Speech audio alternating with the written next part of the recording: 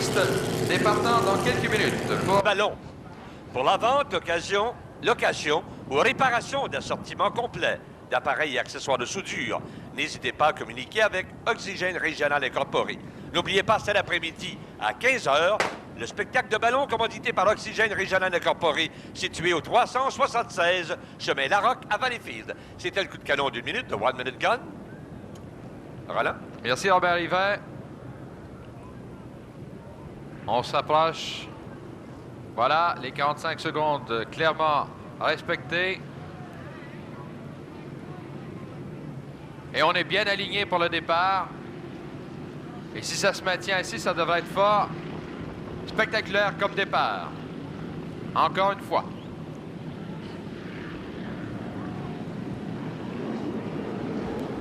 On contourne les bois oranges. Le départ dans 15 secondes. 15 seconds to the start to this last heat. Qualifying heat in the 5-liter category. 10 secondes, 10 seconds. 5 secondes, 5. Le départ est très bien réussi. Et au départ, c'est l'embarcation numéro 50, le TM Special qui a pris les commandes. TM Special has taken the lead going into the first turn. Le TM Special du conducteur Greg Williams. On contourne bien les bouées, côté est de la baie. Et on l'applique dans le droit maintenant, côté boulevard du Havre. Un peu plus chaotique de ce côté-là.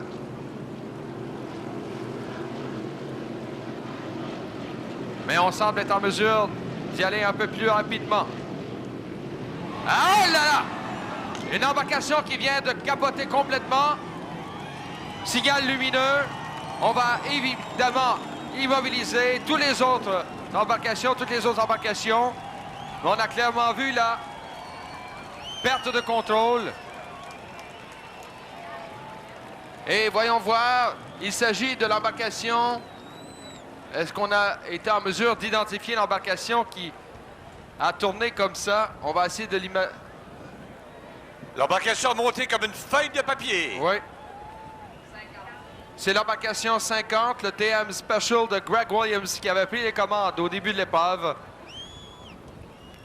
Les embarcations de secours sont sur les lieux, l'embarcation ambulance également. On vous l'avait dit, hein, c'est dangereux dans la courbe de l'Ouest. Ça ne prend pas un gros coup pour monter dans les airs. Alors, selon l'écran témoin qu'on a ici à la tour, le pilote, voilà, quitte l'embarcation.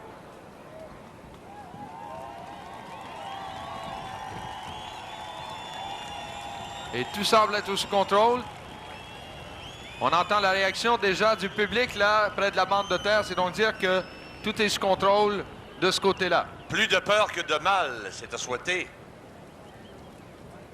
C'était évidemment spectaculaire, mais ce qui importe, c'est que le conducteur puisse s'en sortir indemne. Et selon ce qu'on a vu d'ici, de la tour, par le truchement de l'écran témoin, effectivement, il a pu s'en tirer sans trop d'ennui, mais on vous donnera d'autres informations là-dessus dans les prochaines minutes.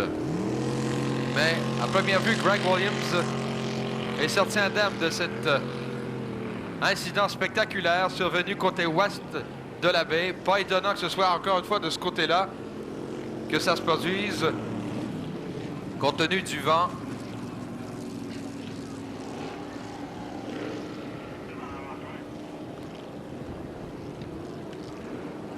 Alors, interruption donc obligatoire avec cet incident.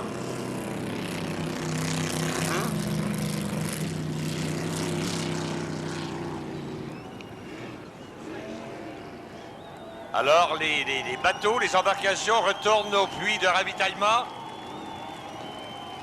Les embarcations de secours sont encore sur les lieux. Le bateau ambulance là, qui revient. Et regardez la réaction là, des spectateurs. Ça, c'est très sympathique.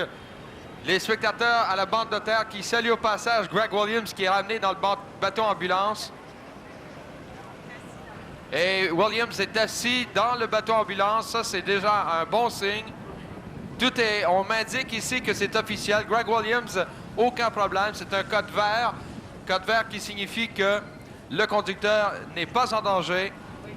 Il a pris place à bord de l'embarcation ambulance. On le voit maintenant qui arrive au centre hospitalier, tout juste près de la tour. Il se lève de lui-même pour quitter l'embarcation. Alors voilà, ça c'est de bonnes nouvelles. Ce sont de bonnes nouvelles à la suite de cet incident spectaculaire impliquant. Alors, on va poursuivre dans quelques minutes.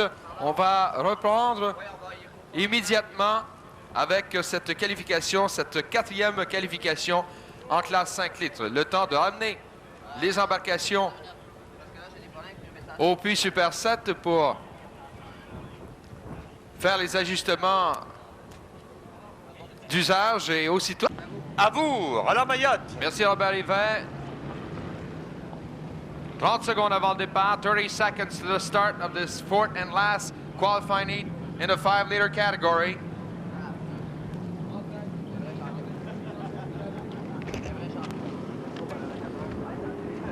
Départ donc 15 secondes, 15 seconds to the start. On s'aligne dans le droit pour s'amener vers la tour. Et ce départ, oh, c'est bien comme alignement. Ça devrait être spectaculaire comme départ. 5 secondes, 5 seconds. Le départ est bon. Et cette fois, au départ, en tête. Oh là là, que c'est près. On joue des coudes au départ, là. On est vieux. On a évité une collision de très près au départ. 3 embarcations côte à côte. Attention dans le virage côté est de la baie. Oh, que c'était serré. On est venu à un cheveu de la collision. Au départ, tellement c'était serré, les rangs étaient très serrés au départ. Mais les conducteurs s'en sont fort bien tirés. Attention au vent et aux vagues, ça branle passablement de ce côté-là, ça brasse beaucoup. Virage côté ouest maintenant. On prend les virages un peu larges du côté ouest et on revient dans le toit pour compléter un premier tour. Et après un tour, after one lap, le meneur, in the lead, the Joker de Gaétan Latour. Deuxième, second, X-Ray Racing de Mark Burgard. Troisième, third, Sacon's Lounge de Daniel Nagel. Quatrième, Fort the Vagabond. Vitesse moyenne de 71 000 à l'heure pour notre meneur. Gaétan Latour, champion en titre en classe 5 litres. Après un tour. Latour et Burgard dans une lutte à finir. Latour à l'intérieur dans le Joker. Burgard à l'extérieur dans le X-Ray Racing.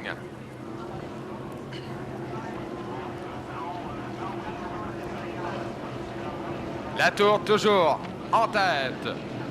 On négocie à nouveau ce virage côté ouest. C'est très serré entre Latour et Burgard. Et on accélère dans le droit, vers la tour. Avec un tour à faire. Oh là, Burgard qui se dirige vers l'intérieur. A décidé d'attaquer vers l'intérieur. Burgard, toujours à la poursuite de Gaétan Latour, mais on a vu là, sa manœuvre, il s'est dirigé vers l'intérieur pour attaquer Gaétan Latour de l'intérieur cette fois. 72 000 à l'heure, vitesse moyenne de Gaétan Latour au deuxième tour. Et ça accélère de plus en plus. Alors voilà maintenant, Burgard qui est à l'intérieur et qui gagne du terrain sur Gaétan Latour. Burgard, à la suite de sa manœuvre, a gagné quelques secondes sur la tour et la lutte sera belle jusqu'à la fin. Latour, toujours en tête avec un demi-tour à faire, pourchassé par Burgard. Est-ce que le champion titre est en mesure de tenir le coup dans cette qualification? Le Joker, Gaétan Latour dans le virage, attention, ça ballotte un petit peu plus là. Ça balance un petit peu plus. Et Burgard qui tente d'accélérer à la sortie du virage à l'intérieur. Est-ce que sa manœuvre va lui permettre de l'emporter dans cette qualification? On la serre Léon. Latour, Burgard, Latour. Et c'est finalement Latour qui l'emporte devant Mark Burgard. Quelle fin de course extraordinaire!